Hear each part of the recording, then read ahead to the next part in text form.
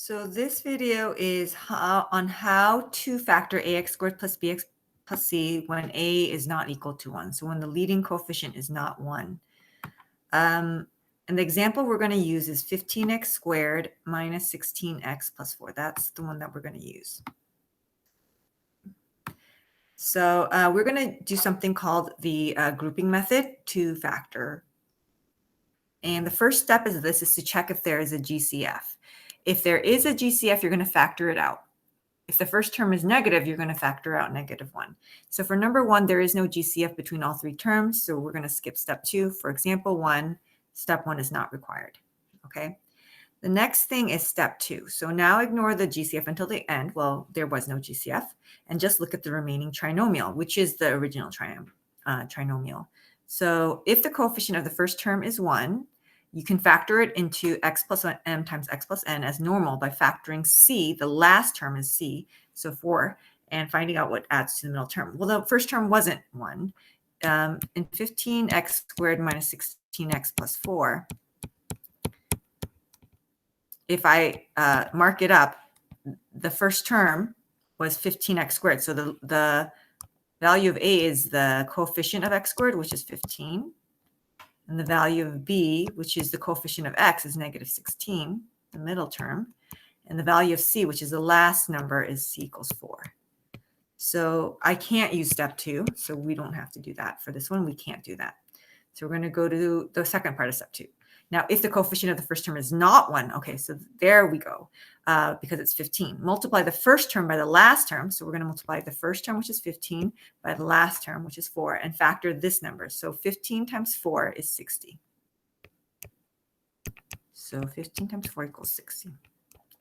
And then we're going to list all the factors of 60, including positive and negative signs. So let's start with all positive. In order to multiply to a positive number, both numbers can be positive. So 1 times 60. 2 times 30, 3 times 20, 4 times 15. I'm listing them in pairs, which is what I want you to do for the first half week at least.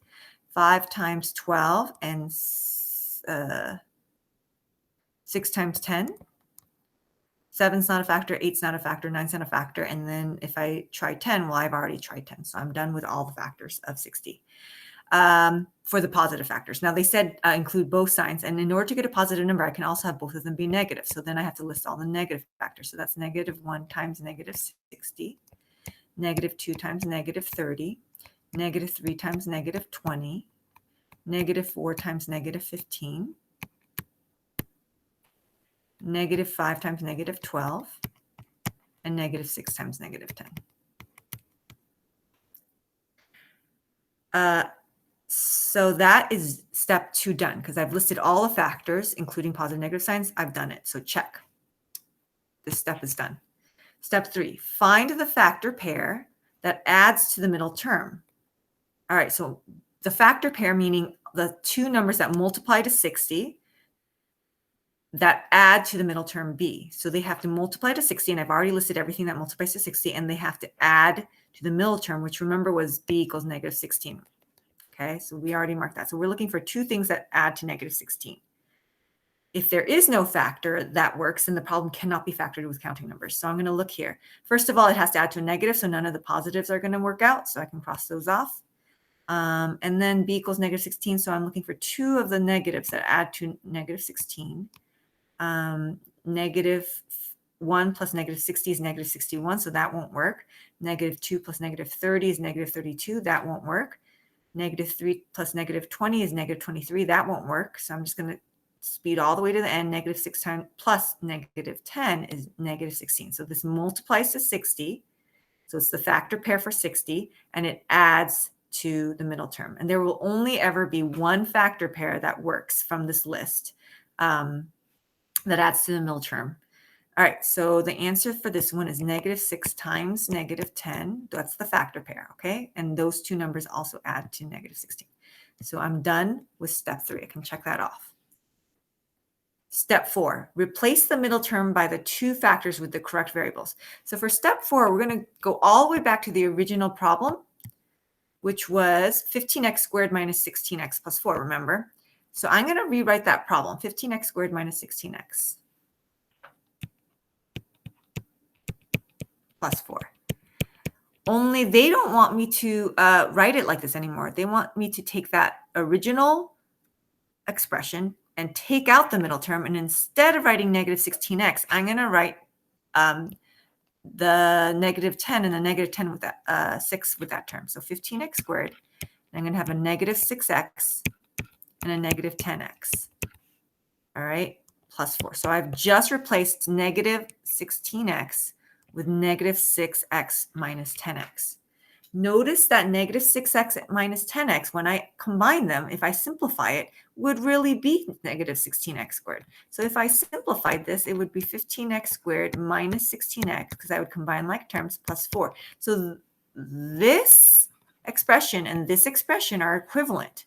They're the same expression. The only thing is the one with two terms in the middle, that's going to be more useful for us. All right. And you're going to see why in just a minute. All right. So I'm looking for another way to write the original problem that's more useful. And it turns out it's more useful to have 4 terms than it is to have 3 terms when factoring. And you'll see why in a second. All right. So we're done with step 4. And I'm going to also do some erasing here to make it a little less confusing. All right. So these two things are equal.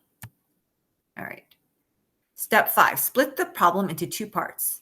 So that means we're going to cut it into 2 parts. So step 5, we're going to write this as, this is step 5 up here. Here.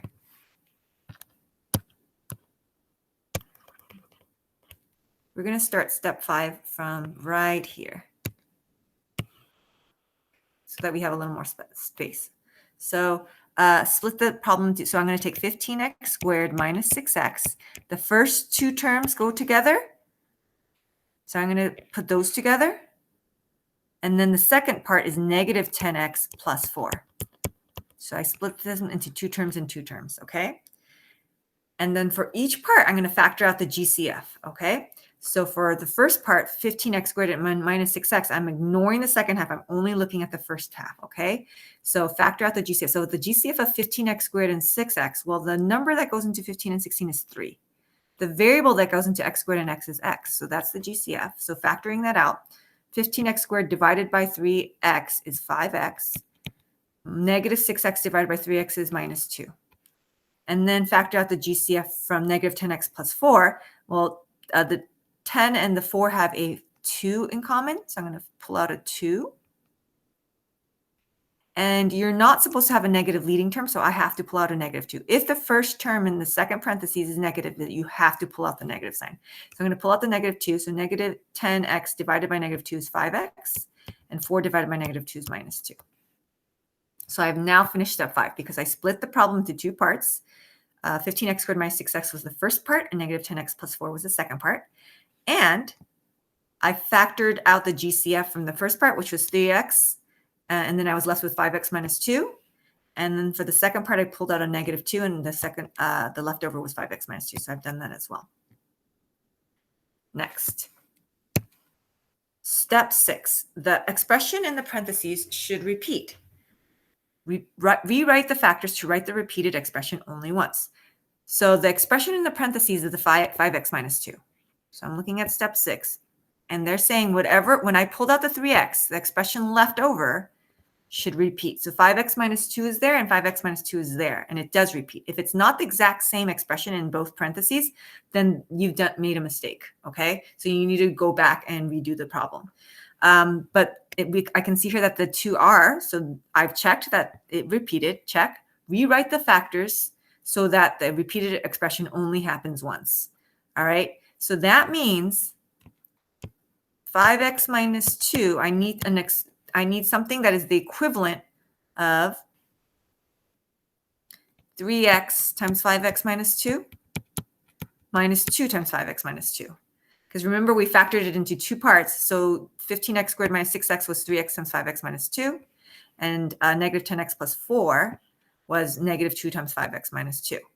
And they don't want me to write 5x minus 2 twice. So you need to know that another way to write this is 5x minus 2 just once. And you take the GCF and put them in the front. So the GCF of the first part was 3x and the GCF of the second part was negative 2.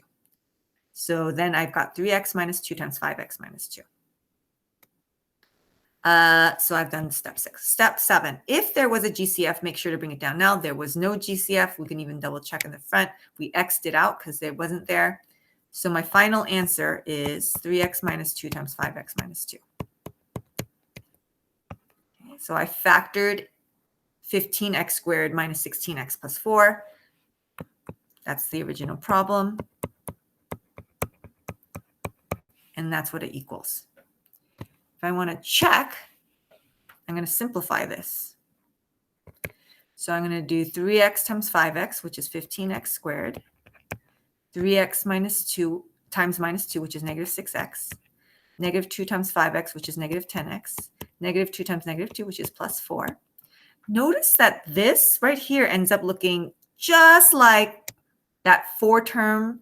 Remember in step 4 when we replaced the middle term with 2 terms? So we turned 3 terms into 4 terms, but they were the exact same expression. It's just this one had 4 terms instead of 3.